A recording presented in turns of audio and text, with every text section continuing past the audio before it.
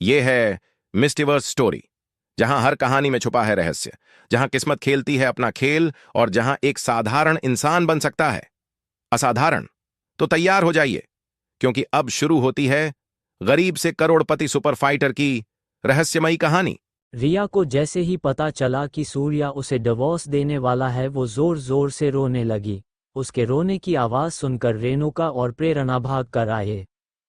रेणुका, क्या हुआ रिया? ऐसे रो क्यों रही हो?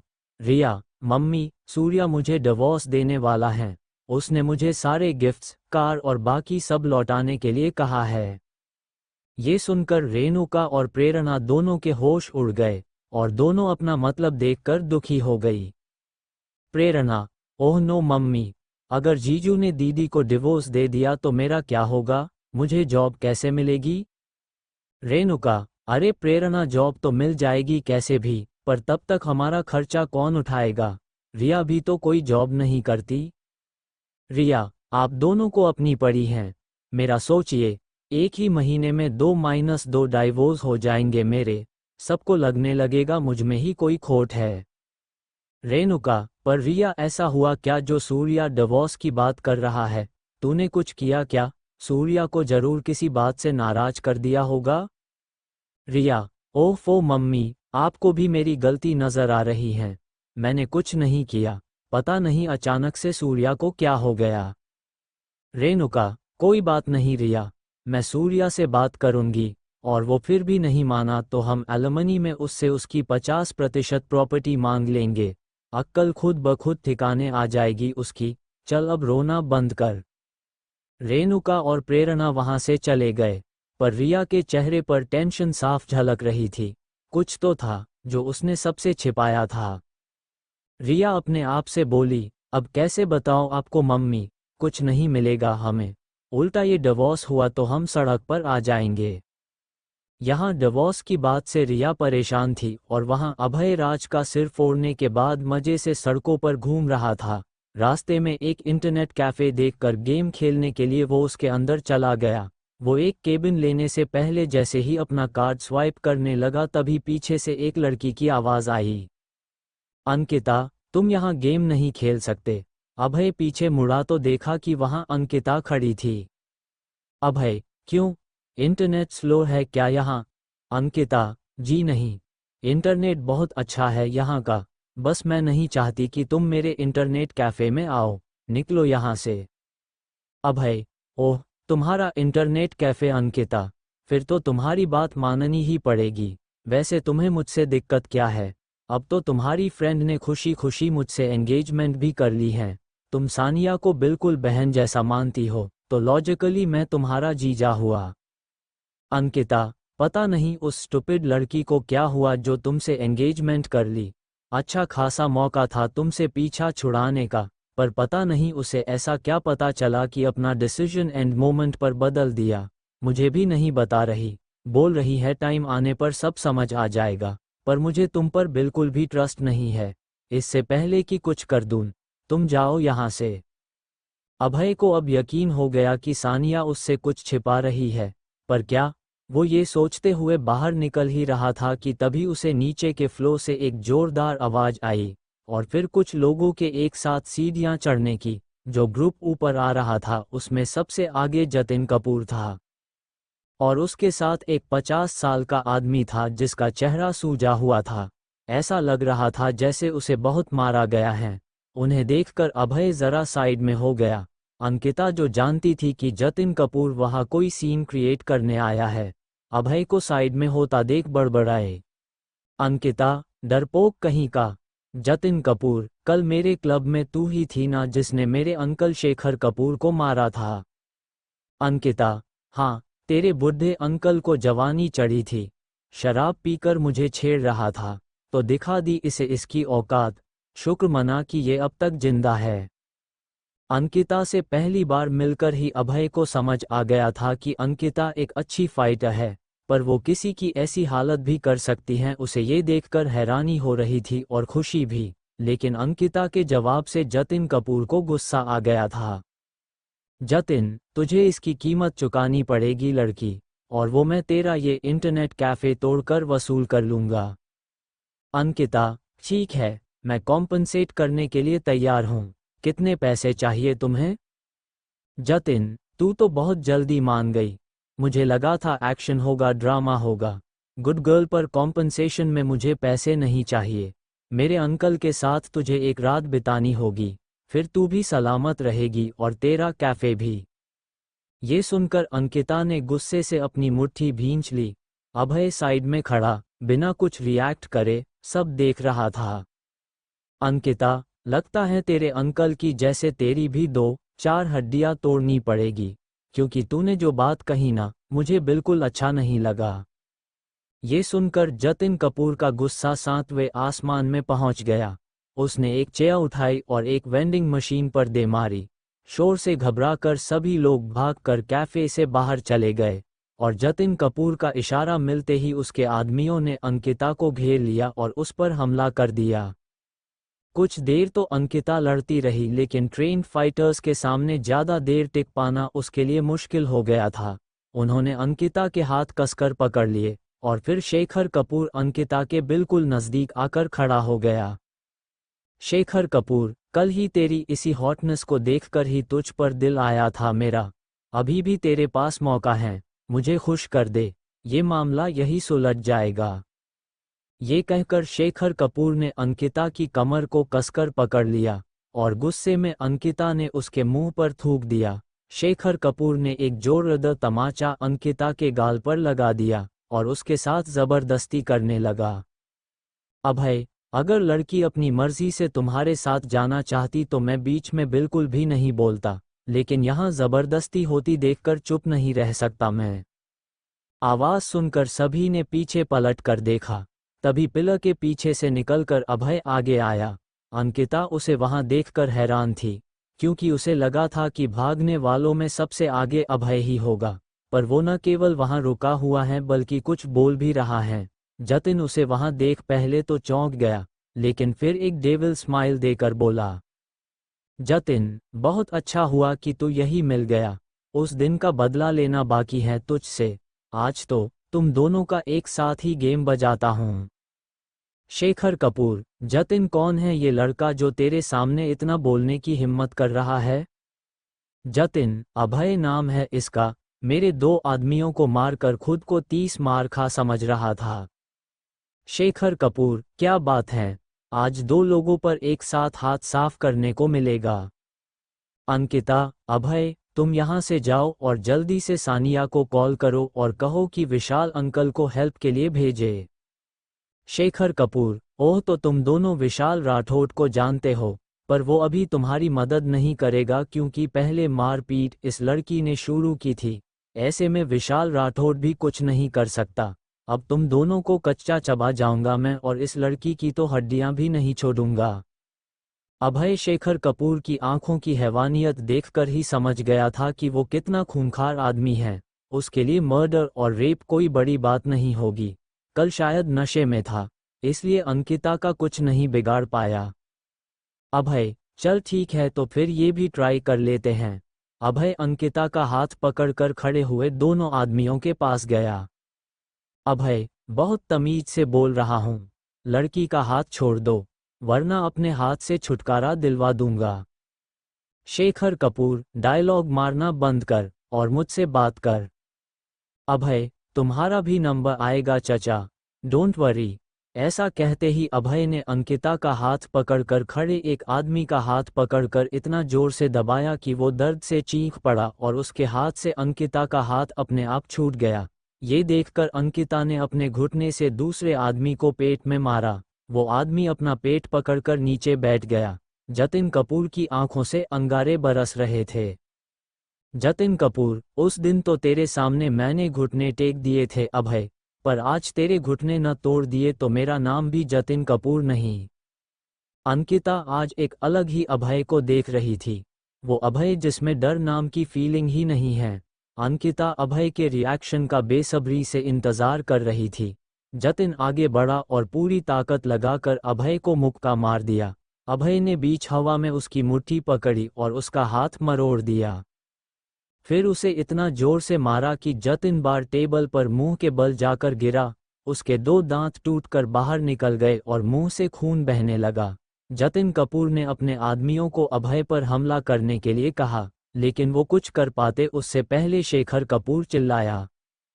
शेखर कपूर, रुको, कोई कुछ नहीं करेगा। अभय, तुम एक बहुत अच्छे फाइटर हो।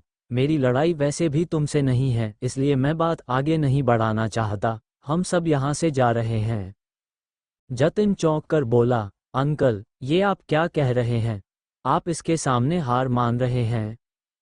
शेखर कपूर, जतिन, चुप रहो। हम यहाँ से इसी वक्त चलेंगे और तुम कोई सवाल भी नहीं करोगे।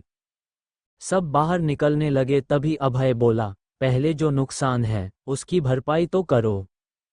शेखर कपूर, ठीक है। जतिन, इसी वक्त इस लड़की के अकाउंट में 1 लाख रुपए ट्रांसफर करो। जतिन हैरान था, लेकिन बिना सवाल किए उसने शेखर कपूर ने जैसा कहा वैसा कर दिया। लेकिन बाहर निकलते हुए शेखर कपूर बोला, शेखर कपूर, अभय, जो भी हो, इस लड़की को मैं ऐसे नहीं जाने दूंगा।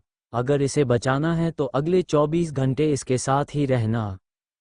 धमकी देकर सब वहां से निकल गए और अंकिता सवालिया नजरों से अभय को देखने लगी।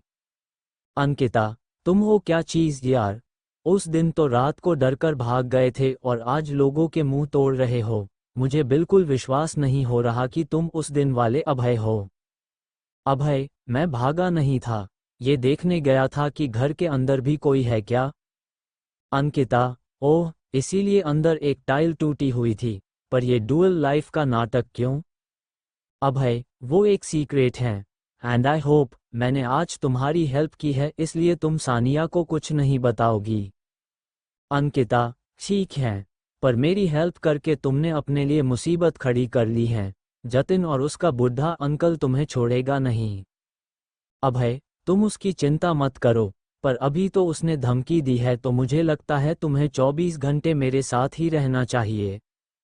अंकिता, ठीक है अभय, पर तुम्हें क्या लगता है वो आदमी इतना शरीफ है कि 24 घंटे पूरा होने के बाद कुछ नहीं करेगा? मुझे विशाल अंकल की हेल्प लेनी ही पड़ेगी, लेकिन सबसे पहले मेरी तरफ से तुम्हारे लिए एक थैंक यू मील। बहुत जोरों की भूख लगी है। अभय, व्हाई नॉट? मेरे भी पेट में चूहे कूद रहे हैं और उन भूखे चूहों को खाने के लिए भूखी बिल्ली भी दौड़ रही है। अंकिता, ओक, तो फिर मैं तुम्हें मेरी फेवरेट जगह लेकर चलती हूँ। अंकिता और अभय कार में रेस्टोरेंट के लिए निकल गए और वहां अपनी कार में जतिन कपूर अपने अंकल शेखर कपूर पर गुस्सा हो रहा था। उसने अब तक दर्द का जबड़ा पकड़ रखा था। जतिन कपूर, अंकल, आपने ऐसा क्यों किया? एक लड़की और उस अभय के सामने मेरी नाक कट गई। शेखर कपूर, जतिन, अभय के एक पंच से मुझे समझ आ गया कि वो एक ट्रेन्ड फाइटर है। हम सब मिलकर भी उसका कुछ नहीं बिगाड़ पाते। तुम विक्रम से अभय के बैकग्राउंड के बारे में पता करो और उस लड़की के बारे में भी। मुझे वो अपने बिस्तर पर चाहिए। दोनों बात कर ही रहे थे कि तभी शेखर कपूर के फोन पर कॉल आने लगा। नाम देखकर शेखर के एक्सप्रेशन बदल गए और जतिन घबराकर उसे देखने लगा। फोन पर 3 शब्द डिस्प्ले हो रहे थे, रेड रोज कॉलिंग। वहां सूर्या भी अपना दिया सामान और कार लेने रिया के घर पहुंच गया। रेणुका, सूर्या, अचानक से ऐसा क्या हो गया जो तुम रिया से डिवोर्स लेना चाहते हो? सूर्या, मैं आपको जवाब देना जरूर नहीं समझता। आप कार के आगे से हटिए, मुझे और भी काम है। सूर्या का बर्ताव देखकर रेणुका को गुस्सा आ गया। वो जोर जोर से चिल्लाने लगी। रेणुका, बड़े आए मेरी बेटी से तलाक लेने। पहले अपनी 50% प्रॉपर्टी इसके नाम करो, तब डिवोर्स मिलेगा। सूर्या, कैसा 50%? रिया को तो मैं फूटी कौड़ी भी ना दूं। रेणुका, ऐसे कैसे नहीं दोगे? एलिमनी में बेटी का हक है। अगर ज्यादा नाटक किया तो इससे भी ज्यादा देना पड़ेगा। ये सुनकर सूर्या अचानक से हंसने लगा। रेणुका उसे हंसते देख हैरान रह गई और रिया, वो तो बस रोए जा रही थी। सूर्या, लगता है आपकी प्यारी बेटी ने आपको पूरा सच नहीं बताया। मैं रिया से शादी इसलिए की क्योंकि शादी के बिना ये मुझे खुद को छूने नहीं दे रही थी, और मुझे भी पता था कि ये मेरे पैसों के पीछे हैं। इसलिए शादी से पहले ही इससे एक प्रीनप पर साइन करवा लिया था कि अगर ये 1 साल पहले डाइवोर्स लेगी तो इसे मेरी फूटी कौड़ी नहीं मिलेगी और इसे मेरे सारे गिफ्ट्स भी लौटाने होंगे। क्या रिया तुमने बताया नहीं? सूर्या की बात सुनकर रेणुका के होश उड़ गए थे। उसने रिया की तरफ देखा तो रिया ने शर्म के मारे अपनी नज़र झुका ली। सूर्या, चलो अब दोनों माँ बेटी मेरी कार के आगे से हटो। 3 दिन में डाइवोर्स के पेपर्स मिल जाएंगे तुम्हें। सूर्या वहां से निकल गया। रिया को आज अपनी हालत पर बहुत तरस आ रहा था, लेकिन वो कर भी क्या सकती थी। वो सड़क पर बैठकर रोने लगी, इस बात से बेखबर कि उससे कुछ ही दूरी पर अभय अंकिता के साथ कार में था और ये सब देख रहा था। अंकिता, ये सूर्या बहुत गंदा आदमी है, औरतों को इस्तेमाल करके छोड़ देता है। बेचारी रिया। अभय, कोई बेचारी नहीं है ये। हाँ, सूर्या अच्छा आदमी नहीं है तो ये भी कोई दूध की धूली नहीं है। परेशानी को इसने खुद इनविटेशन दिया है तो भुगतना तो पड़ेगा ही। अंकिता, हाँ, तुम्हारी एक्स वाइफ हैं तो तुम तो ऐसा ही बोलोगे। अभय, अंकिता तुम्हें नहीं पता कि पिछले 3 साल में इसने और इसकी फैमिली ने मेरे साथ कितना बुरा किया है। मेरे पास पैसे नहीं थे तो एक दिन अचानक मुझसे डिवोर्स लेकर सूर्या से शादी कर ली। प्लीज तुम चलो यहाँ से। अंकिता अभय के गुस्से के पीछे छिपे दुख को साफ साफ देख पा रही थी, इसलिए उसने बिना कुछ कहे कार चला दी। सड़क पर हुए तमाशे की वजह से ट्रैफिक जम हो गया था, इसलिए उनकी कार धीरे धीरे वहां से निकल रही थी कि तभी रिया की नज़र अभय पर पड़ी। उसी एक नई लड़की के साथ बैठा देख वो और दुखी हो गई। रिया, अभय को गरीब समझकर मैंने इसे धक्के मारकर घर से बाहर निकाल दिया था और मुझसे अलग होते ही इसके पास इतने पैसे आ गए। आज ये अपनी लाइफ मजे से निकाल रहा है, हर रोज नई लड़की और नई गाड़ी। अगर मैंने इसके साथ वो सब नहीं किया होता तो आज मेरे पास भी पैसे होते। तभी रिया को होश आया कि सड़क पर अब उसे देख रहे थे और कुछ तो उसका मजाक भी बना रहे थे। रिया को लगा कि कहीं अभय उसे इस हालत में ना देख ले। रिया भागकर घर के अंदर चली गई। वहां कुछ आगे जाकर अंकिता ने कार पार्किंग में लगाए। अंकिता, अभय, ये रेस्टोरेंट बाहर से देखने में भले ही बहुत सिंपल लग रहा है, लेकिन इसका खाना एक बार खाओगे तो खाते ही रह जाओगे। और एक और स्पेशल बात है इस रेस्टोरेंट की। अभय, वो क्या? अंकिता, ये रेस्टोरेंट एक्चुअली मैरियट के एक्स हेड शेफ का घर है। उन्होंने रिटायर होने के बाद घर में ही रेस्टोरेंट खोल लिया। वो कमाल के शेफ हैं पर बहुत कम डिशेस बनाते हैं। अगर तुम्हारी किस्मत अच्छी रही तो हो सकता है तुम्हें वो डिश नसीब हो जाए। अभय, चलो तो लक ट्राई कर लेते हैं। दोनों अंदर गए तभी किसी ने अंकिता को आवाज लगाए। सानिया। अंकिता। अभय और अंकिता ने डायरेक्शन में घूमकर देखा तो वहां सानिया, कामिनी और दीपक बैठे हुए थे। दीपक को देखकर अभय ने अपनी आईब्रोज ऊपर चढ़ाई। दीपक ने उसे अनदेखा किया और अपने फोन पर कुछ करने लगा। सानिया, अंकिता, तू अभय के साथ यहाँ क्या कर रही है? अंकिता, आज अभय मेरे इंटरनेट कैफे पर आया था और उसने मेरी बहुत बड़ी प्रॉब्लम सॉल्व कर दी, इसलिए मैं उसे ट्रीट देने ले आई। और होने वाले जीजू पर साली का इतना हक तो बनता है। ये कहकर अंकिता ने अभय की एक बाह पकड़ ली। सानिया मुस्कुराई, लेकिन कामिनी ने अंकिता को ऊपर से नीचे तक देखा और उसके चेहरे से साफ दिखने लगा कि वो खुश नहीं थी।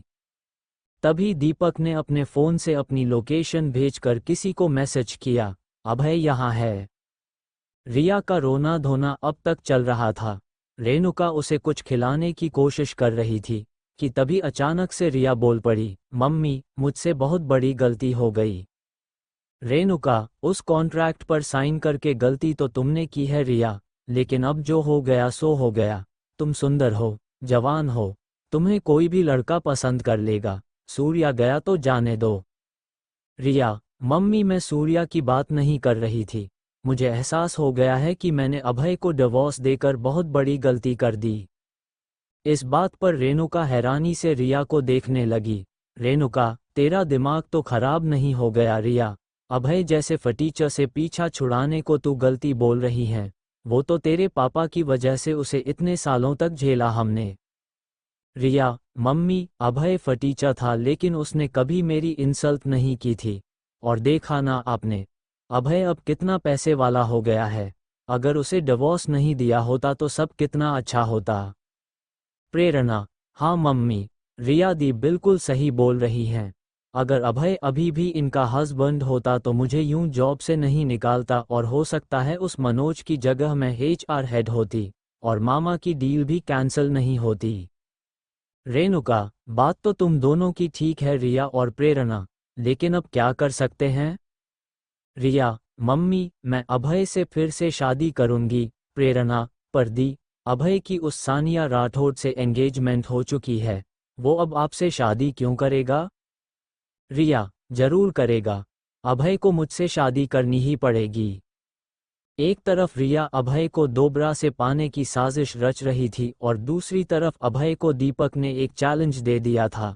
सानिया को रेस्टोरेंट में देखकर अभय हैरान था। अभय, सानिया, तुमने मुझसे कहा था कि तुम अपनी फ्रेंड्स के साथ क्लब जा रही हो, पर तुम तो यहाँ हो। एंगेजमेंट होते ही झूठ बोलने लगी। सानिया ने चिढ़कर कहा, अभय, मैं क्यों झूठ बोलूंगी, मैं क्या तुमसे डरती हूँ? वो तो क्लब में थी तब दीपक का फोन आया कि इसे और कामिनी को अच्छा खाना खाना है, इसलिए इन्हें यहाँ ले आई। अभय कुछ बोलता, उससे पहले ही दीपक रेस्टोरेंट में यहाँ वहाँ देखते हुए बोला, एंड अनफॉर्चुनेटली तुम्हारी चॉइसेस बहुत खराब है सानिया। कॉलेज में तो तुम्हारी चॉइस यूनिक और क्लासी हुआ करती थी, अब क्या हो गया जो कोयले को हीरा समझ लेती हो? ये कहकर दीपक ने जानबूझकर अभय को देखा और एक डेविल स्माइल दी। सानिया ने ये देखा तो दीपक का ध्यान भटकाने के लिए बोली, दीपक, पहले खाना खाओ और फिर बताना कि मेरी चॉइस कैसी है। जब एक वेटर ऑर्डर लेने आया तो सानिया उससे बोली, सानिया, प्लीज़ क्या आप हेड शेफ से पूछेंगे कि वो हमारे लिए कुक कर सकते या नहीं? उनसे ये भी कहिएगा कि सानिया राठौड़ उनसे मिलना चाहती हैं। वेटर के जाते ही दीपक बोल पड़ा, सानिया, तुम इस रेस्टोरेंट की प्रीमियम कस्टमर हो, विशाल राठौड़ की बेटी। तुम्हें वेटर से इतना रिक्वेस्ट करने की क्या ज़रूरत थी? तुम तो सीधा ऑर्डर करो। हेड शेफ क्या, रेस्टोरेंट का मालिक भी तुम्हारे लिए खाना बना देगा। सानिया, दीपक, हेड शेफ ही इस रेस्टोरेंट के ओनर भी हैं। वो मेरे पापा के पुराने जानने वाले हैं। उन्होंने पापा के होटल्स और रेस्टोरेंट्स में खाना बनाया है, इसलिए मैं उनकी बहुत इज्जत करती हूँ। और उन्हें मेरे लिए कुक करना है या नहीं, इसका डिसीजन उन्हीं पर छोड़ देती हूँ।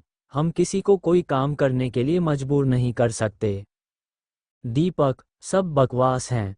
सानिया, ये दुनिया पैसा फेंक और तमाशा देख के रूल पर काम करती है।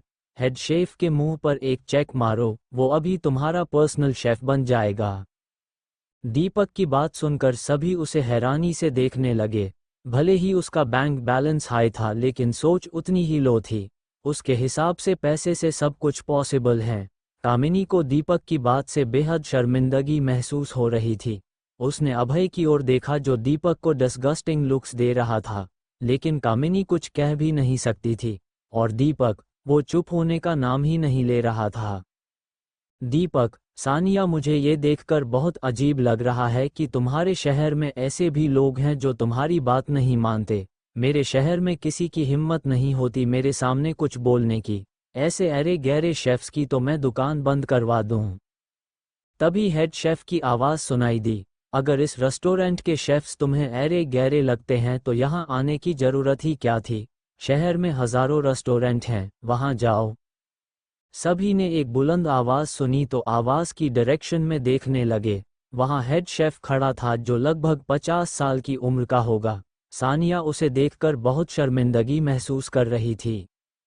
Sania, sorry head chef, please इन्हें माफ़ करें। ये इस रेस्टोरेंट में आज पहली बार आए हैं, इन्हें यहाँ के रूल्स के बारे में नहीं पता। हेड शेफ, बेशक रेस्टोरेंट में नए होंगे लेकिन इस दुनिया में तो नए नहीं हैं। बेसिक तमीज तो एक 5 साल के बच्चे को भी सिखा दी जाती है। मुझे माफ़ करिएगा, मैं आप सबके लिए खाना नहीं बना पाऊंगा। बात दीपक की इज्जत पर बना आई थी। हेड शेफ वापस लौट ही रहा था कि तभी दीपक ने अपना क्रेडिट कार्ड टेबल पर फेंकते हुए कहा, दीपक, 20,000 रुपये, और ये केवल टिप है, अब तो बनाएंगे ना हमारे लिए खाना। हेड शेफ ने जैसे दीपक की बात सुनी ही नहीं थी। वो दीपक को अवॉइड करके जा ही रहा था कि तभी दीपक ने थोड़ी ऊंची आवाज में कहा, दीपक, चलो 1 लाख रुपए ले लेना। तुम भी क्या याद रखोगे, लेकिन ध्यान रहे, खाना लाजवाब होना चाहिए। हेड शेफ, क्या तुम्हें मेरा नाम मेन्यू में कहीं दिख रहा है? नहीं दिख रहा ना? तो जो मेन्यू में है वो ही बिकाऊ है। हेड शेफ वहां से चला गया तो दीपक बेइज्जती का घूंट पीकर रह गया। अभय और अंकिता उसे देखकर मुंह छिपाकर हंस रहे थे। दीपक खुद से बोला, दीपक, हंस ले अभय, बस कुछ ही देर में हंसने लायक नहीं बचेगा। फिर उसने अभय से कहा, अभय एक काम करो ना, तुम ही हेड शेफ को मनाओ। तुमने सानिया को कन्विंस कर लिया तो इन्हें तो कर ही लोगे। अभय, ठीक है, अगले 10 मिनट में हेड शेफ को मना लूंगा। अभय का कॉन्फिडेंस देखकर सबको हैरानी हो रही थी, खासतौर पर दीपक को। उसे लगा था अभय डरकर पीछे हट जाएगा, लेकिन उसने तो चैलेंज एक्सेप्ट कर लिया था। अभय खड़ा हुआ तो सानिया बोल पड़ी, सानिया, अभय, प्लीज, हम ऑलरेडी हेड शेफ का मूड खराब कर चुके हैं, अब और तमाशा मत करो यहाँ।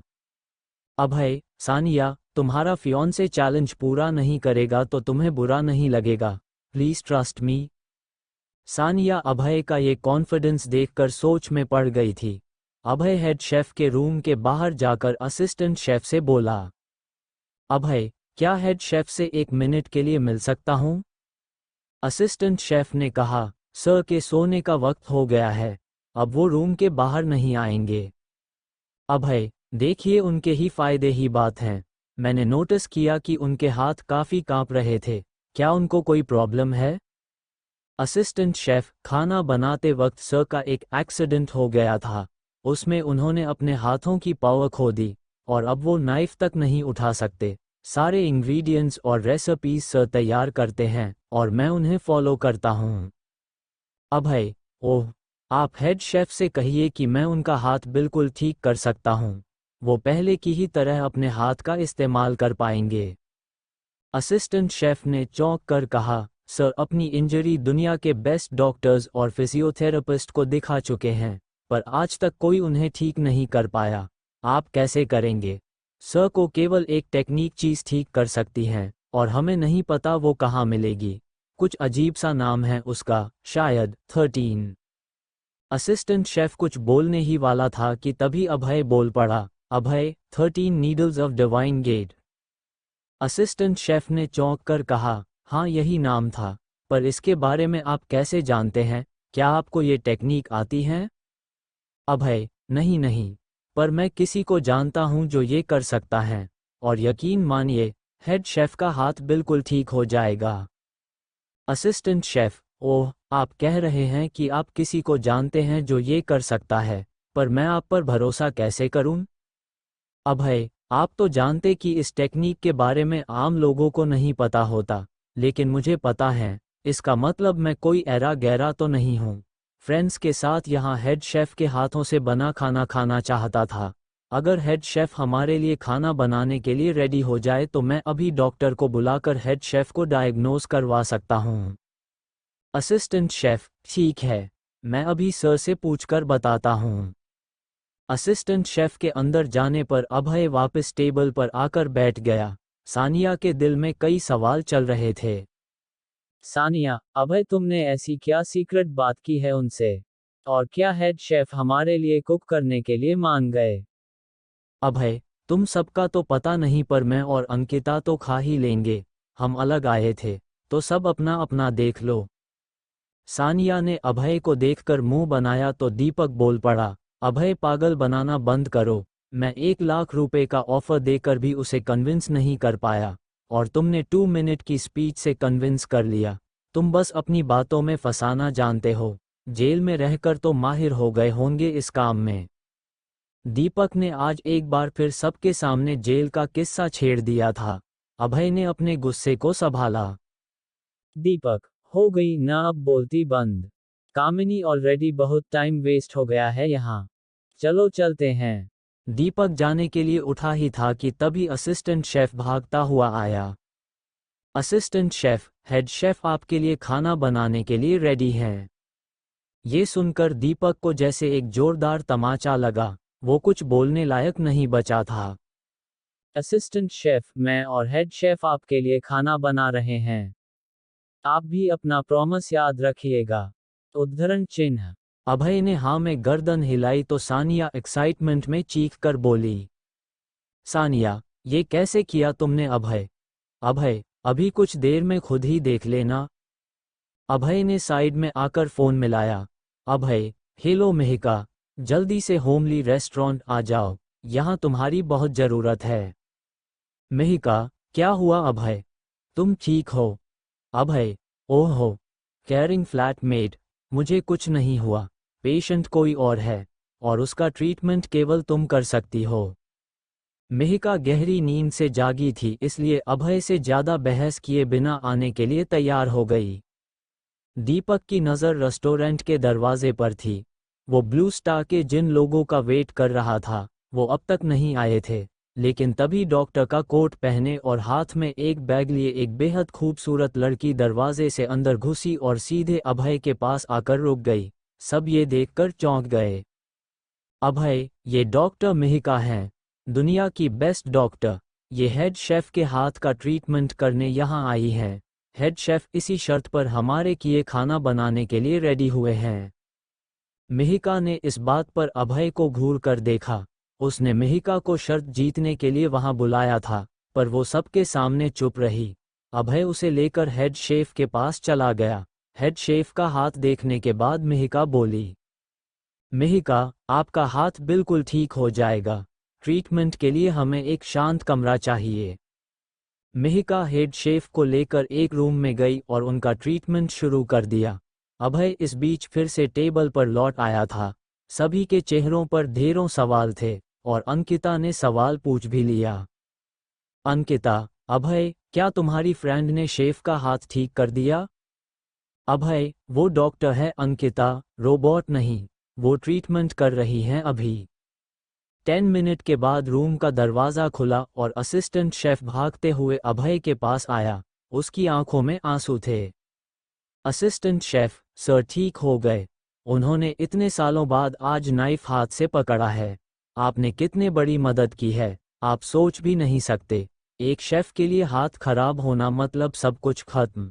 आपने शेफ को नई लाइफ दे दी। ये कहकर असिस्टेंट शेफ अभय के सामने हाथ जोड़कर खड़ा हो गया। अभय, आप मुझे नहीं, बल्कि डॉक्टर मेहिका को थैंक्स बोलिए, सब उन्होंने ही तो किया है। सब ये सीन देखकर भौचक्के के रह गए। सानिया अंकिता से बोली, सानिया, अंकिता, अभय एक टॉप डॉक्टर को जानता है और वो इतनी खूबसूरत है। ये अभय है क्या चीज़? इसे हमने क्या समझ था और ये क्या निकला? ऐसा लग रहा है कि हम इसे ठीक से जानते ही नहीं हैं। अंकिता, तू ठीक बोल रही है सानिया, ये अभय एक मिस्टरिक बनता जा रहा है। इसे तो सुलझाना ही पड़ेगा। रूम से मेहिका और हेड शेफ दोनों बाहर निकल कर आए। हेड शेफ ने मेहिका और अभय को देखकर कहा, आप दोनों जब चाहे मेरे रेस्टोरेंट में आकर खाना खा सकते हैं और आपको वो मेरी तरफ से फ्री रहेगा हर बार। सब फटी आंखों से ये सब देख रहे थे। मेहिका जरा सा मुस्कुराकर अभय के पास गई और जरा नजदीक आकर कान में बोली, बाहर ब्लू स्टार के 2 चूहे तुम्हें ढूंढ रहे थे।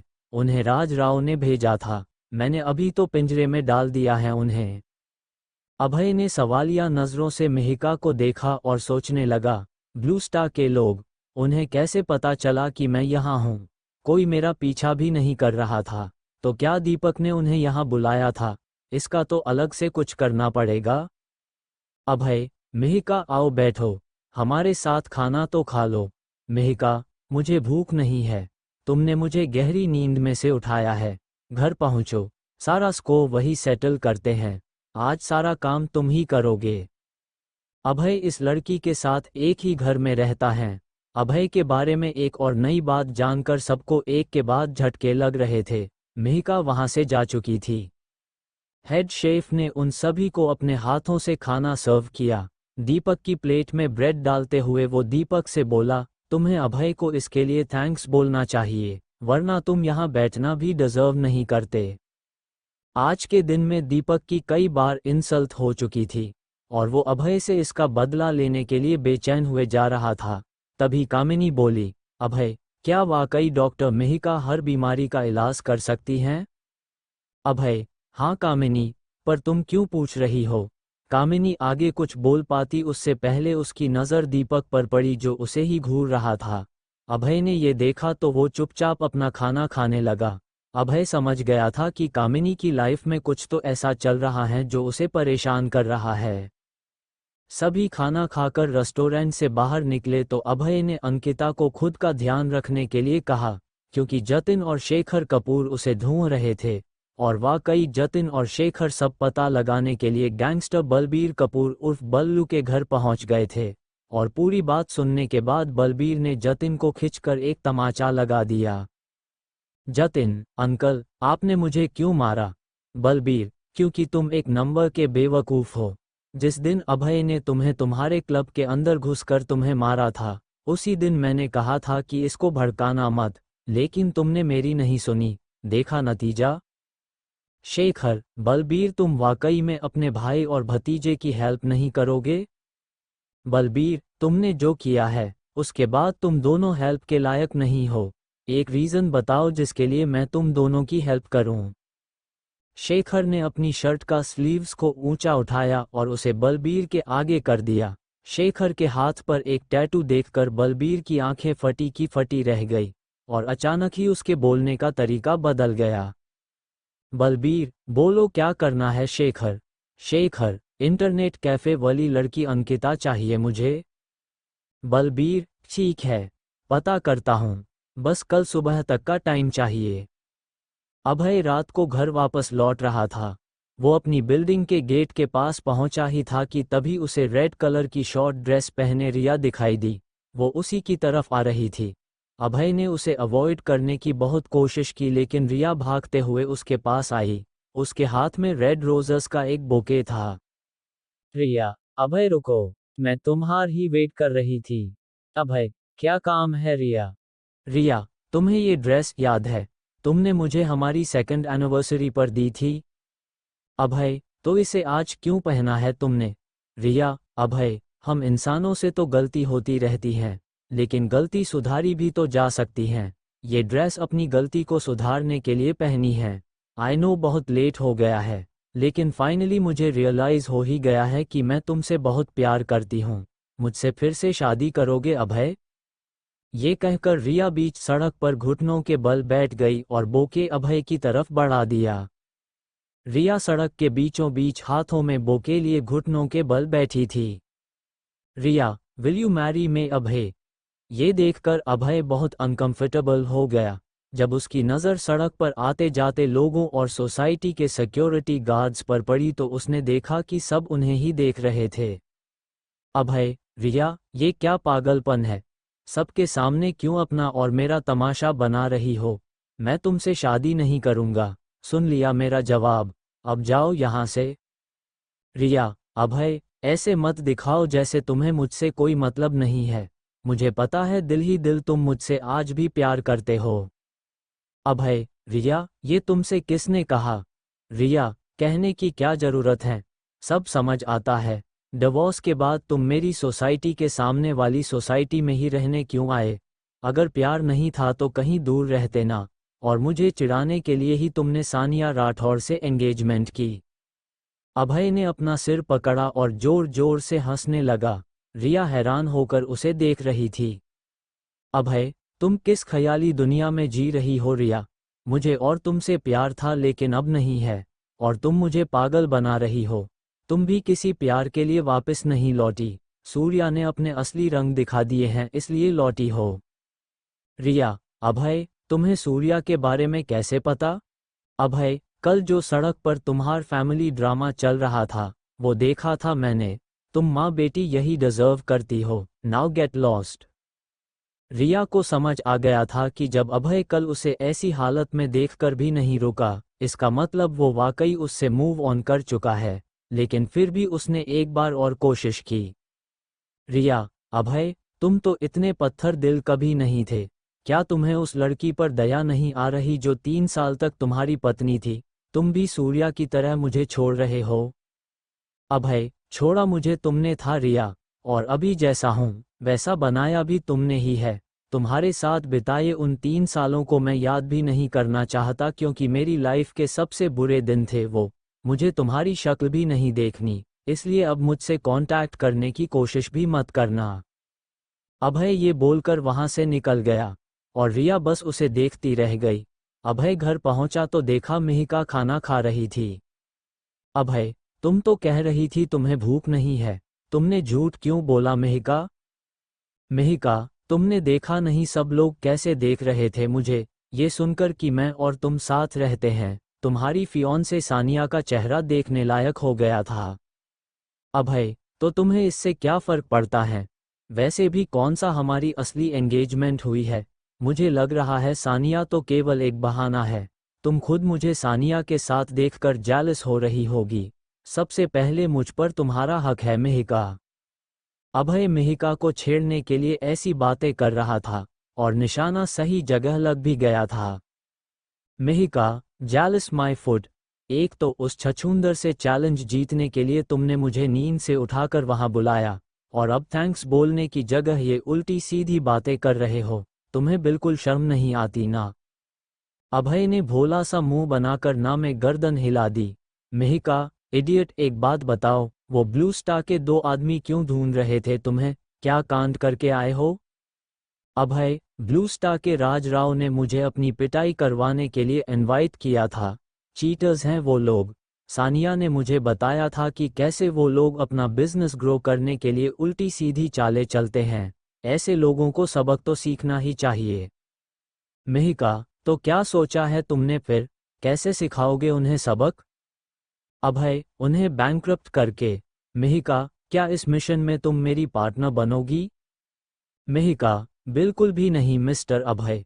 अच्छा, ये फ्लैट की डुप्लीकेट कीज हैं, इन्हें संभाल कर रखना, वरना तुम्हारी कीज खो जाएंगी तो चाबी बनाने वाले को बुलाना पड़ेगा। और मैंने इस महीने के सारे बिल्स भर दिए हैं, नेक्स्ट मंथ से याद रखना, वरना फाइन भरना पड़ेगा। अभय ने चौंक कर कहा, तुम छुट्टी वुट्टी पर जा रही हो क्या? मिहिका, अब यहाँ मेरी और खुशी की जरूरत नहीं है। तुम्हें भी सब याद आ गया है और तुम फिट भी हो, तो संभाल लोगे सब। हम एक अलग मिशन पर दूसरे शहर जा रहे हैं। अभय ये बात अच्छे से समझता था कि एक नाइट वॉचमैन की यही लाइफ होती है, आज यहाँ तो कल वहाँ। अभय, ओह वाओ, नया मिशन, all the best. Mihika, Abhay, एक और इन्फॉर्मेशन मिली है, रेड रोज इस शहर में आ चुकी है। रेड रोज का नाम सुनकर अभय के एक्सप्रेशंस बदल गए। मिहिका, इसका मतलब है कि अब तुम्हें सानिया को लेकर ज्यादा अलर्ट रहना पड़ेगा। वैसे भी इस बार वो लोग बहुत ज्यादा सीक्रेटिव है, इसलिए ध्यान रखना। और हाँ, नंबर 2 इसी शहर में रहकर तुम्हारी हेल्प करेगा। अभय ने चौंक कर देखा, नंबर 2 अभी भी यही है, और नंबर 7? मिहिका, नंबर 7 मारा गया, और नंबर 2 के लिए हमें क्लू मिला है। अभी 3 दिन पहले ही गैंगस्टर बलबीर कपूर के 2 आदमियों की डेड बॉडी मिली है। उन्हें मारने का तरीका बिल्कुल नंबर 2 जैसा है। अभय ये सुनकर खुश भी था लेकिन थोड़ा दुखी भी था। 3 साल पहले बलबीर कपूर के खिलाफ एक मिशन के लिए वो नंबर 2 और नंबर 7 इस शहर में आए थे। उस मिशन के दौरान अभय को चोट लगी और उसकी मेमोरी चली गई। अभय, बलबीर कपूर, उससे भी तो पुराना हिसाब चुकाना है। मिहिका, बी केयरफुल अभय। मैं, मतलब नाइट वॉचमैन ग्रुप तुम्हें फिर से नहीं खोना चाहते। बस एक बात पर ध्यान देना, अपनी आइडेंटिटी हमेशा छिपा कर रखना, इस तरह तुम ज्यादा सेफ रहोगे। चलो अब चलती हूँ, खुशी घर पर वेट कर रही होगी। अभय, मिहिका, तुमने एक बात तो बताई ही नहीं। मिहिका कंफ्यूजन से अभय को देखने लगी। अभय, तुम मुझसे नाराज क्यों हो? मुझे कभी ये सीक्रेट पता भी चलेगा या नहीं? मिहिका, अभय, अगर अगली बार मिले तो जरूर बताऊंगी।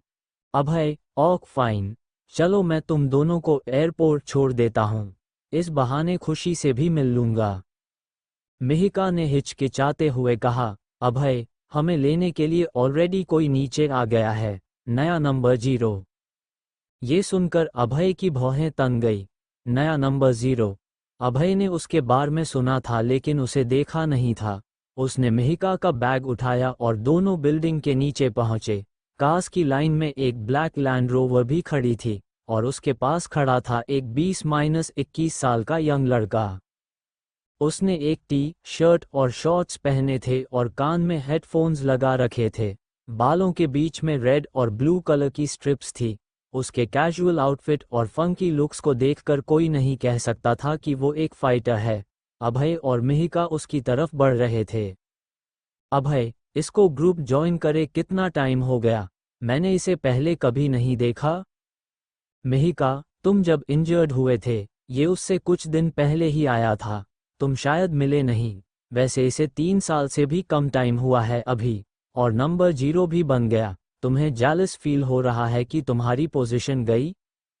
अभय, मैं नहीं था तो किसी को तो आना ही था, और जो बेस्ट होगा वही नंबर 0 होगा। अब मैं वापस आ गया हूं तो देखते हैं कि फ्यूचर में क्या होता है। अभय ने 19 साल की एज में ग्रुप ज्वाइन किया था और उसे 3 साल बाद नंबर 0 की पोजीशन मिली थी, और नए नंबर 0 ने 3 साल से भी कम में इसे हासिल कर लिया था। कुछ तो बात होगी उसमें। दोनों कार के पास पहुंचे। अभय, ओह तो तुम हो new number 0, tiger right? Tiger right. और तुम? अभय, अभय, टाइगर। ओह तो तुम हो पुराने नंबर 0। तुम्हारे ड्रेस अप को देखकर कोई नहीं कह सकता कि तुम फाइटर हो। अभय, जैसे तुम तो अपने ड्रेस अप से जैकी चैन लग रहे हो। अगर यहाँ लोग नहीं होते तो मैं तुम्हें दिखा देता मेरी फाइटिंग स्किल्स। टाइगर, कई लोग मुझे कहते हैं कि मुझ में पहले वाले नंबर 0 जैसी बात नहीं है। तब मेरा जवाब होता है कि मैं ट्रेंड सेटर हूं, न कि ट्रेंड फॉलोअर, और प्रेजेंट में ही हूं।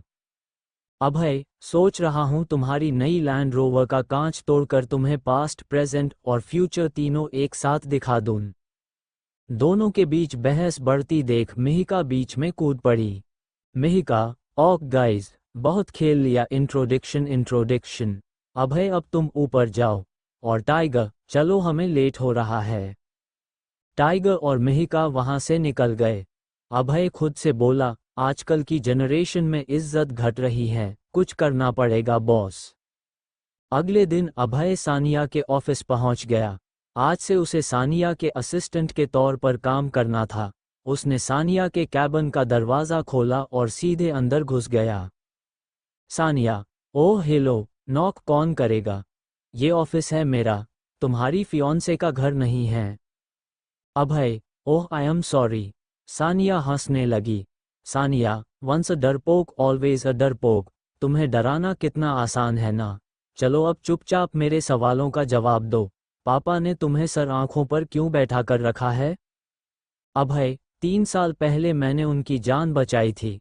सानिया, ये तो पता है मुझे। पापा ने पार्टी में सबके सामने कहा था उस दिन। मुझे डिटेल में जानना है, कब, कहाँ, कैसे और क्यों। अभय, सानिया, तुम मेरी बॉस हो, लॉयर नहीं, जो सब डिटेल में बता दूं। सानिया, अच्छा, तो फिर हाँ और न में जवाब दो। क्या पापा को कोई सीक्रेट बीमारी थी जो तुम्हारी डॉक्टर फ्रेंड ने सही की? अभय, तुम मुझे बताओ सानिया, ये जानने के बाद भी कि मिहिका मेरी फ्लैटमेट है, तुम्हें कोई फर्क क्यों नहीं पड़ा? कैसी फियोंसे हो तुम, ड्रामा कर रही हो ना? सानिया, मैं वो पॉसेसिव टाइप नहीं हूँ, मेरे भी मेल फ्रेंड्स हैं, और वैसे भी तुमने तो पापा की वजह से मुझसे एंगेजमेंट की है, तो तुम इतना इमोशनल क्यों हो रहे हो? बकवास बंद करो और मेरे लिए जाकर गर्मा-गर्म कॉफ़ी लेकर आओ। ये एज असिस्टेंट तुम्हारा पहला टास्क है। अभय ने सानिया की बात को अनसुना किया और सामने रखे सोफे पर जाकर लेट गया। उसका मकसद सानिया को उसके पापा के टॉपिक से भटकाना ही तो था। अभय को सोता देख सानिया पैर पटकती हुई जाकर अपनी चेयर पर बैठ गई। उसने अभय को देखकर मन ही मन उसे भला बुरा कहा और फिर एक फाइल उठाकर पढ़ने लगी। अभय ने अपनी आंखें खोली और सानिया को देखते हुए सोचने लगा। अभय, चलो कम से कम काम तो सिंसियरली कर रही है, थैंक गॉड। बातों में उलझकर मुद्दे की बात भूल गई, पर एक बात समझ नहीं आई, मैं मर्डरर हूं और जेल में रहकर आया हूं। ये जानकर भी ये इतने नॉर्मली बिहेव कैसे कर रही हैं? इसका कोई पेंच ढीला तो नहीं है? और कहीं मिस्टर राठौड़ ने मजाक मजाक में अपनी पागल बेटी मेरे गले बांध दी हो? नहीं, मुझे नींद की सख्त जरूरत है।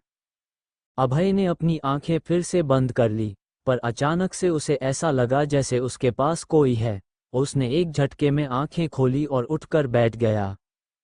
सानिया, आह! अपने सामने सानिया को देखकर अभय को तसल्ली हुई, पर अभय के अचानक आंख खोलने से सानिया डर गई थी और चिल्लाकर पीछे होते हुए नीचे गिर गई थी।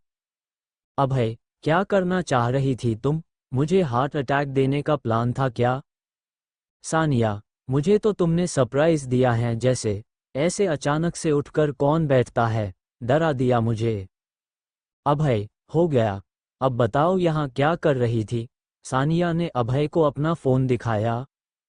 अभय, हेल्प मी। सानिया, अंकिता का इमरजेंसी मैसेज है। अभय, ये जरूर जतिन और शेखर कपूर का काम है। उन्होंने अंकिता को धमकी दी थी। सानिया, नहीं, वो ऐसा नहीं कर सकते।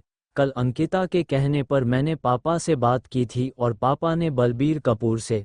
पापा की बात वो लोग नहीं टाल सकते, लेकिन अगर इसका उल्टा हुआ तो? अभय, सानिया, तुम मिस्टर राठौर से बात करो और मुझे कार की चाबी दो। अगर अंकिता इंटरनेट कैफे में है तो आई प्रॉमिस, मैं उसे सेफली यहाँ तक लेकर आऊँगा। सानिया ने अभय को चाबी पकड़ाई और अपने पापा को कॉल लगाने लगी। अभय ने पार्किंग में पहुंचकर कार निकाली और अगले 10 मिनट में वो अंकिता के इंटरनेट के कैफे के बाहर था। कैफे का शटर डाउन था और उसके बाहर 2 आदमी खड़े थे। जिस तरह वो कैफे की निगरानी कर रहे थे, अभय को समझ आ गया था कि अंदर कुछ तो गड़बड़ है। लेकिन अंकिता अंदर है या नहीं, ये उसे कंफर्म नहीं था, और कंफर्मेशन के लिए अंदर जाना जरूरी था। अभय बिना एक भी सेकंड गवाए उन दोनों की तरफ बढ़ा और दोनों का सिर आपस में भिड़ा दिया। दोनों एक पल में जमीन पर थे। अभय शटर ऊंचा करके कैफे के अंदर घुसा। ऊपर से कुछ लोगों की आवाज आ रही थी। अभय दबे पांव सीढ़ियां चढ़ा तो देखा ऊपर 40 के करीब आदमी थे और बीच में एक कुर्सी पर अंकिता को हाथ पैर बांधकर बिठाया गया था। जतिन कपूर के हाथ में अंकिता का फोन था। जतिन, तुझे क्या लगा सानिया को हेल्प में मैसेज भेजकर बच जाएगी तू?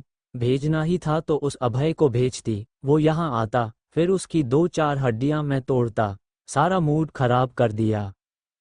शेखर कपूर, जतिन, तुझे जो करना है वो तू कर, लेकिन अब मुझसे वेट नहीं हो रहा। इस लड़की को देखकर अब मुझसे कंट्रोल नहीं हो रहा।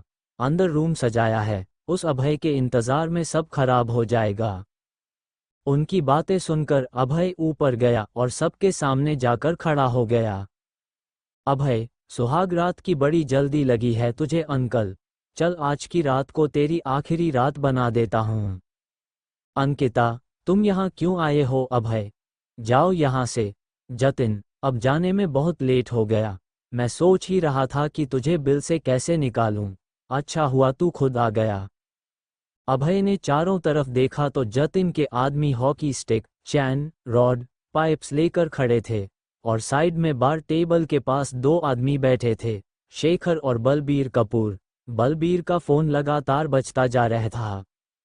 बलबीर, विशाल राठौर मुझे बार बार कॉल कर रहा है, पर आज मेरा उससे बात करने का मूड नहीं है। तूने मेरे भाई शेखर कपूर को ललकारा है, अब विशाल राठौर भी इसमें कुछ नहीं कर सकता। आज तो खून बहेगा। अंकिता, अभय को जाने दो प्लीज, तुम जो बोलोगे मैं वो करने के लिए तैयार हूँ। ये सुनकर शेखर की आंखें चौड़ी हो गई। अभय भी हैरान रह गया। वो समझ गया था कि अभी तक वो अंकिता की नज़रों में एक कमजोर इंसान है। तभी जतिन कपूर बोला, अंकल, जबरदस्ती से या मर्जी से, ये लड़की तो अब आपकी ही है।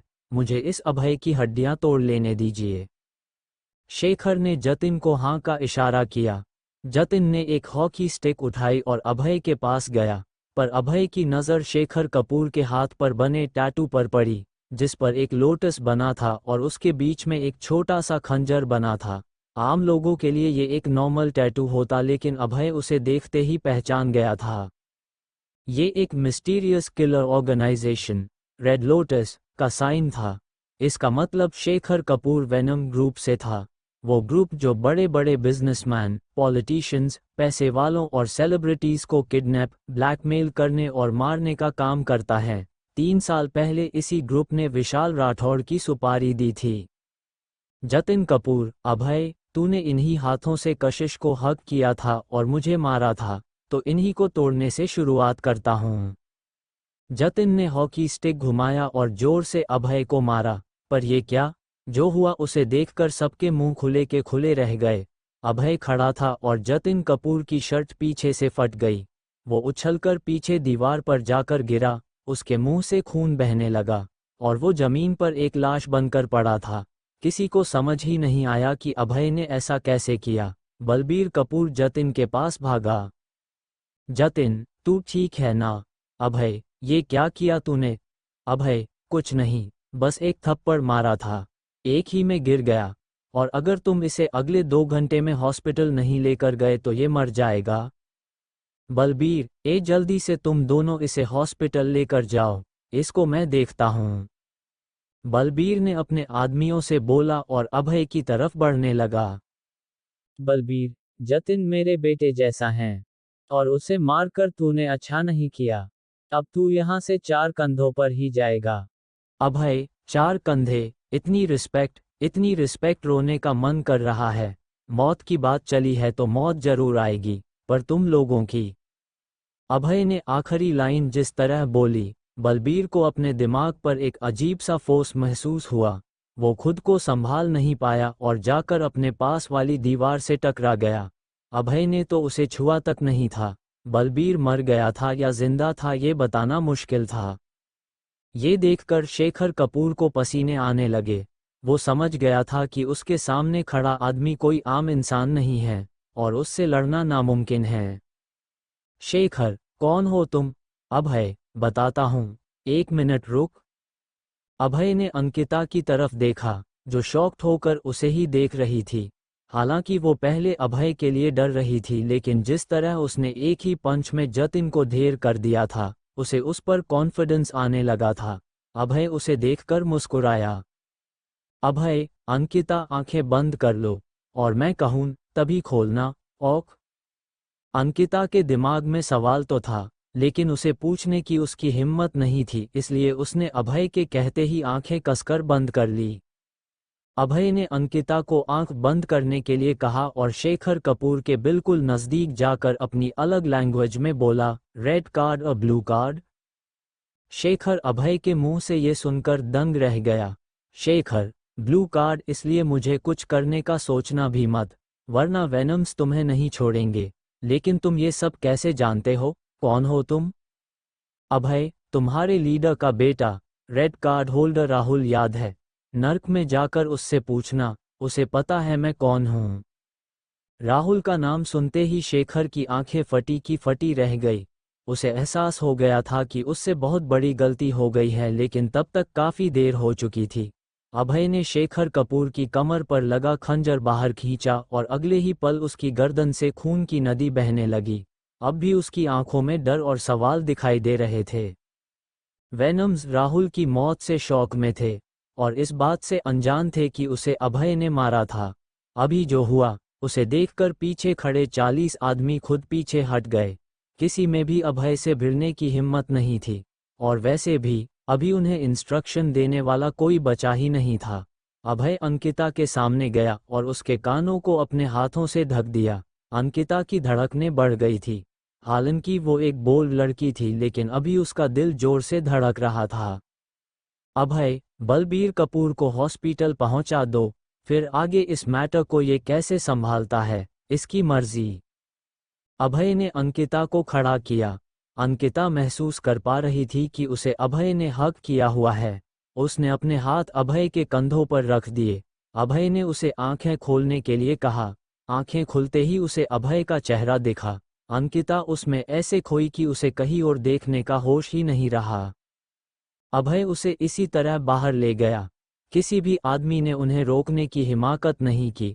कैफे से बाहर आकर अभय ने अपना सिर नीचे झुकाया तो उसकी नजरें अंकिता की नजरों से टकरा गई, और अंकिता का चेहरा शर्म से लाल हो गया। अंकिता, इसका मतलब तुम उस रात सच में डर कर नहीं भागे थे? अभय, फाइनली तुम्हें बंदे की कद्र तो हुई। अंकिता, तो आज एक बार फिर तुमने मुझे बचा लिया। अब इस एहसान को भी उतारना पड़ेगा। अभय, और कैसे उतारेगी तुम ये एहसास? अंकिता थोड़ा रुक कर बोली, अभय, क्या तुम वाकई में सानिया को पसंद करते हो? अचानक से पूछे गए इस सवाल से अभय सकपका गया, लेकिन सच बता नहीं सकता था, इसलिए अपने मजाकिया अंदाज में बोला, अभय, ध्यान से देखिए, इस लड़की को अपनी ही फ्रेंड के मंगेतर पर डाल रही है डोरे। अंकिता, शट अप अभय, मैंने ऐसा कब कहा? कुछ भी, चलो यहाँ से। अभय ने हंसते हुए कहा, ओक ओक, बस एक रिक्वेस्ट है, आज जो हुआ वो सानिया को मत बताना।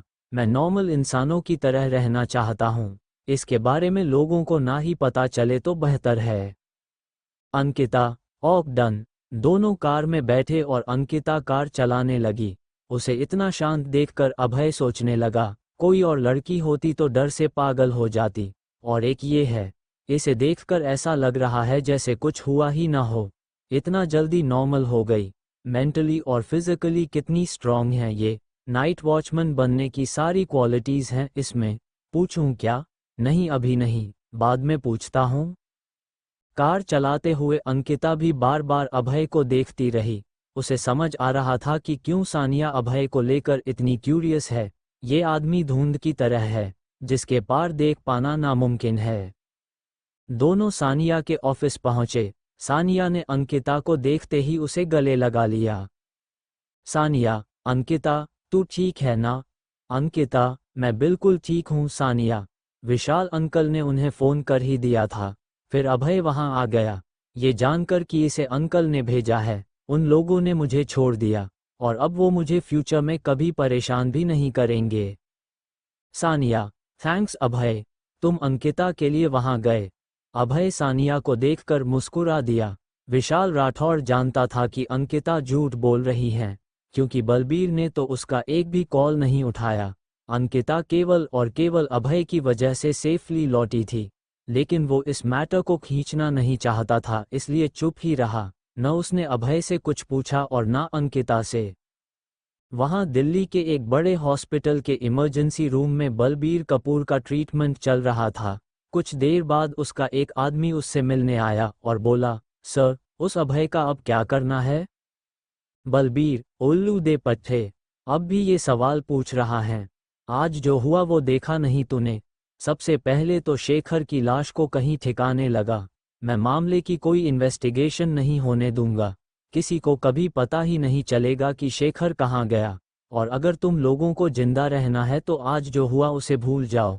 अपने मुंह पर टेप लगा लेना, किसी को कुछ पता नहीं चलना चाहिए। वो आदमी हाँ में गर्दन हिलाकर जाने लगा तो बलबीर फिर से बोला, और सबसे जरूरी बात, उस लड़की अंकिता से जाकर माफ़ी मांगो, और दिल्ली के सबसे अच्छे इलाके में उसको इंटरनेट कैफ़े खुलवा कर दो, समझा? जा अब। और इस तरह ये मामला आया गया हो गया। अभय अब फिर से एक नॉर्मल आदमी था, जो रोज सुबह सानिया के ऑफिस जाता और उसका ध्यान रखकर लौट आता। कुछ दिन बाद दिल्ली के एक होटल के एक स्वीट में एक लड़की और एक आदमी बैठे थे। अचानक लड़की ने गुस्से में अपना फ़ोन उठाकर फेंक दिया। उर्वशी, ये स्टूपिड शेखर कपूर मेरा फ़ोन नहीं उठा रहा, पता नहीं कहाँ मर गया ये साला। एक काम करने के लिए बोला था, इससे वो भी नहीं हुआ। तभी एक आदमी की आवाज़ आई, मैम, उसकी इतनी हिम्मत नहीं हो सकती कि वो आपका फ़ोन ना उठाए। अगर ऐसा हो रहा है तो इसका एक ही मतलब है, वो किसी मुसीबत में है। उर्वशी, और क्या राहुल की बॉडी मिली? उसने कहा, जी। उसे देखकर लग रहा था कि किसी ने बस एक ही वार में उसे मार दिया था। जिसने उसे मारा वो उससे कहीं ज़्यादा पावरफुल है। उर्वशी, इसका मतलब वो टॉप 10 वॉचमैन में से कोई है, या फिर कोई किलर्स लिस्ट वाला भी हो सकता है। अभी हमारा टारगेट सेट है ना? आदमी ने कहा, यस मैम। सारा फोकस विशाल राठौड़ की बेटी सानिया राठौड़ पर है। उर्वशी, ठीक है। मुझे वैसे विशाल राठौड़ के मैटर में ज़्यादा इंटरेस्ट नहीं है। तुम्हारे पास यहाँ हेल्प के लिए 2 रेड कार्ड और 4 ब्लू कार्ड हैं। मैं दिल्ली आई हूँ उस बॉक्स को ढूंढने जो 3 साल पहले हमारे हाथ से निकल गया था। बॉक्स को नाइट वॉचमैन नंबर 0 लेकर गया था। आदमी ने थोड़ा परेशान होकर कहा, आप कहना चाहती हैं कि नंबर 0 जिंदा हैं और दिल्ली में ही हैं? उर्वशी, कितने मजे की बात है ना। वो भी यहाँ हैं और मैं भी, बस मिलने भर की देर है। दुश्मन अगर उम्मीद से ज़्यादा स्मार्ट हो तो कभी कभी अच्छा लगने ही लगता है। तुम जाओ और किसी को पता मत लगने देना कि मैं दिल्ली में हूँ। ये लड़की उर्वशी है, जिसे अंडरवर्ल्ड की दुनिया में रेड रोज नाम से भी जान जाता है। वेनम से ताल्लुक रखने वाले रेड लोटस गैंग की सेक्सी मेंबर। आधे दुश्मनों को तो अपने लुक्स से मार देती है और अपनी क्रूअल्टी के लिए फेमस है। उसने अभय के कई किस्से सुने थे। 3 साल पहले अभय ने पूरे रेड लोटस गैंग की नाक में दम कर दिया था। यहाँ तक कि उससे डरकर गैंग का लीडर भी इंडिया छोड़कर भाग गया था और उसने कसम खाई थी कि वो अभय के मरने के बाद ही वापस लौटेगा। उसी शाम सानिया के ऑफिस में अनुराग और कामिनी पहुंचे। अभय को सानिया के ऑफिस में देखकर अनुराग का मूड खराब हो गया। अनुराग, सानिया कितना समझाया था तुम्हें, पर तुमने एक मर्डरर से एंगेजमेंट कर ही ली। अभय, इससे तुझे क्या मतलब है? मैं खूनी हूं या फिर चोर उचक्का? तू अपनी लाइफ पर ध्यान देना। अनुराग, पड़ता है फर्क। सानिया फ्रेंड है मेरी। अभी तो तूने खून किया है, बाद में बैंक लूट सकता है और क्या पता रेप कर दे। अभय, तू चिंता मत कर। मेरे सामने तो अगर तू कपड़े खोलकर भी खड़ा हो जाएगा न तो भी तुझे न देखूं। दोनों की लड़ाई होती देख सानिया बीच में बोली, कामिनी, दीपक साथ नहीं आया? कामिनी, वो राज राव के साथ गेम खेलने गया है। मुझे वो लड़का खास पसंद नहीं है, इसलिए मैंने यहाँ रुकना ही ठीक समझा। अच्छा अभय, मुझे तुमसे कुछ प्राइवेट बात करनी है, अकेले में। अभय, हाँ, चलो ना कामिनी, इस बहाने कॉफ़ी भी पी लेंगे। सानिया सोचने लगी, सानिया, हर बार इसे अभय से क्या सीक्रेट बात करनी होती है, और ये अभय का बच्चा। मैं कॉफ़ी मांगती हूँ तो इसे लाने में मौत आती है। अभी कामिनी ने बोला है तो पैरों में स्प्रिंग लग गया इसके, यूजलेस। अनुराग ने कामिनी को अभय के साथ जाते देखा तो दीपक को ये बात मैसेज कर दी। वहाँ दीपक ने मैसेज पढ़ा। दीपक मैसेज पढ़ने लगा, ये अभय तुम्हारी नाक के नीचे से तुम्हारी फियोंसे को उड़ा कर ले जाएगा। तुम देखते रह जाना, प्राइवेट बात करने गए हैं दोनों। दीपक गुस्से से आग बबूला हो गया। अब तो मुझे अपना हुक्म का इक्का चलाना ही पड़ेगा। नाउ यू आर गॉन अभय। वहां अभय और कामिनी कॉफी मशीन से कॉफी निकालते हुए आपस में बात करने लगे। कामिनी, सबसे पहले तो प्लीज ये गंदी लैंग्वेज में बात करना बंद कर दो। अंदर अनुराग को क्या बोल रहे थे तुम? लाइफ में तुम्हें दूसरा मौका मिल रहा है तो उसे प्लीज गवा मत देना। इतनी बड़ी कंपनी है, भगवान को इस अपॉर्चुनिटी के लिए थैंक्स कहो। अभय खुद से बोला, पता है मुझे, हम दोनों के रास्ते अब बिल्कुल अलग हैं, लेकिन फिर भी तुम्हें सच बता पाता तो ज़्यादा अच्छा होता। कामिनी, दूसरी बात, उस दिन मैंने तुम्हें बोला था कि मुझे दीपक से शादी नहीं करनी, पर अब मुझे लगता है कि वो मेरा बचपना था। एक्चुअली दीपक ही मेरे लिए सबसे अच्छी चॉइस है। पैसे वाला है, स्मार्ट है, दुनिया में उसकी फैमिली की इज्जत है, और वो मुझे हमेशा कहता है कि वो मुझसे बहुत प्यार करता है। एक लड़की को इसके अलावा और क्या चाहिए? अभय, वो प्यार करता है, उसे ये कहना पड़ता है, प्यार तो फील होता है कामिनी। कामिनी, प्लीज अभय, ये सब टीवी और फिल्म्स में अच्छा लगता है, रियलिटी में पेट पैसों से भरता है। खैर, कुछ मिलाकर बात यह है कि उस दिन तुमने कहा था कि दीपक को लेकर मेरी हेल्प करोगे, पर अब मुझे हेल्प नहीं चाहिए। आई होप तुम समझोगे। अभय चुपचाप कामिनी की बात सुनने लगा। कामिनी, और ये बताओ कि तुम्हारी वो डॉक्टर फ्रेंड मेरे दादाजी का ट्रीटमेंट कर सकती है क्या? वो काफ़ी बीमार है। अभय, आई एम सॉरी कामिनी, पर मिहिका ये सिटी छोड़कर जा चुकी हैं और मुझे सीरियसली नहीं पता कि वो कहाँ है। कामिनी, कम ऑन अभय, तुम्हारी फ्लैटमेट थी वो, तुम्हें उसका एड्रेस नंबर कुछ नहीं पता? I can T believe this. ये तुम इसलिए बोल रहे हो ना क्योंकि मैंने तुम्हें दीपक और मेरे बीच आने से मना किया। मुझे पता है तुम कॉलेज में मुझे पसंद करते थे, और आज भी थोड़ा तो करते ही हो, लड़कियों को समझ आ जाता है। अभय ने एक गहरी सांस भरी। मुझे सच में नहीं पता कि मिहिका कहाँ गई, पर मैं तुम्हारे दादाजी का इलाज कर सकता हूँ, थोड़ी बहुत नॉलेज तो है ही मुझे, मैं जयपुर आकर मिलता हूँ उनसे।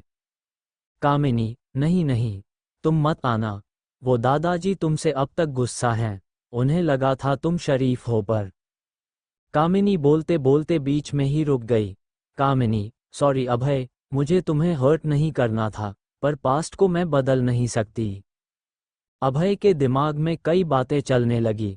अभय खुद से बोला, अब समझ आया, दादाजी की तबीयत खराब है तो बिजनेस संभालने के लिए कोई नहीं है, इसलिए कंपनी लॉस में चली गई होगी, और दीपक ने इस बात का पूरा फायदा उठाया है, पर वो अच्छा आदमी नहीं है।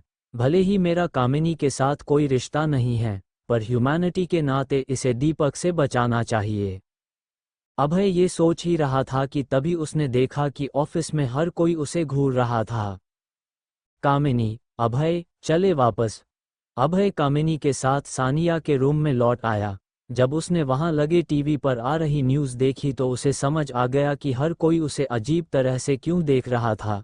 टीवी पर हेडलाइंस चल रही थी, और एक पेपर की पुरानी कटिंग टीवी पर डिस्प्ले हो रही थी जिसमें मर्डर की न्यूज़ थी। आदमी ने कहा, सानिया राठौड़ के मंगेतर अभय निकले खूनी, कॉलेज के दिनों में ही बन गए थे हत्यारे। लड़की बोली, विशाल राठौड़ के होने वाले दामाद अभय का पहला ससुराल था जेल। आदमी ने कहा, अगर पैसे वाले हो तो हैं 7 खून भी माफ, इसका जीता जागता सबूत हैं अभय, जो हैं राठौड़ फैमिली के होने वाले दामाद। लड़की बोली, क्या सानिया और विशाल पहले से जानते थे अभय का ये घिनौना सच, नहीं तो क्या अब हो पाएगी ये शादी? रूम में टेंस्ड माहौल देखकर कामिनी ने टीवी बंद किया और अभय को समझाने लगी। कामिनी, अभय, ये सब ठीक हो जाएगा, तुम चिंता मत करो, सानिया समझदार है, वो सोच समझकर ही डिसीजन लेगी, है ना सानिया? सानिया ने कोई जवाब नहीं दिया। अनुराग साइड में खड़ा था और ये सब देखकर बड़ा खुश हो रहा था। वो मन ही मन बुदबुदाया, वाह दीपक भाई, तुमने तो कमाल ही कर दिया, अब तो विशाल राठौड़ ये एंगेजमेंट तोड़ ही देगा, और फिर से आ जाएगा अभय अपनी औकात पर। अभय रूम से बाहर निकला और स्मोकिंग जोन में जाकर सिगरेट जलाने लगा, लेकिन लाइटर जलने का नाम ही नहीं ले रहा था। तभी अभय का ध्यान उसकी तरफ हंसकर देख रहे 2 आदमियों पर गया। अभय इरिटेट होकर बोला, अभय, हाँ किया है मैंने खून, अब क्या लिव एग्जाम्पल देकर बताओ?